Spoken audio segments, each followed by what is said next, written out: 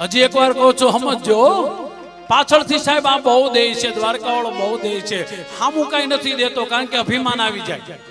પાછળથી બહુ ઢગલા ઢગલા આપે છે, ભરોસો રાખજો બસ. કથા બહુ સરસ મજાની છે, પણ સુદામા કોઈ દી મહેલમાં નથી રહેવા ગયા હો દાદા. મેં સાંભળ્યું છે પોરબંદરમાં બ્રાહ્મણો પાસે સુદામા ઈ જ પીપળા નીચે, આજે હોતે પીપળો છે જાજો, ઈ જ પીપળા નીચે ઈ જ ધોતી, જે ધોતીને શ્રી કૃષ્ણે સ્પર્શ કર્યો હતો, ઈ જ ગૌમુખી, ઈ જ માળા.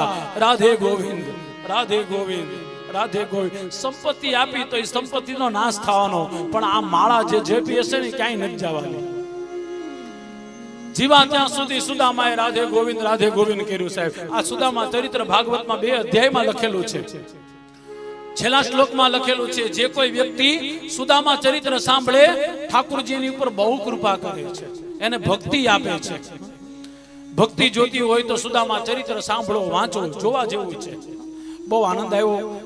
ઘણા સમય પછી આવું સુદામા ચરિત્ર થયું, મને બહુ વ્યક્તિગત બહુ ગમ્યું, રાજી થયું.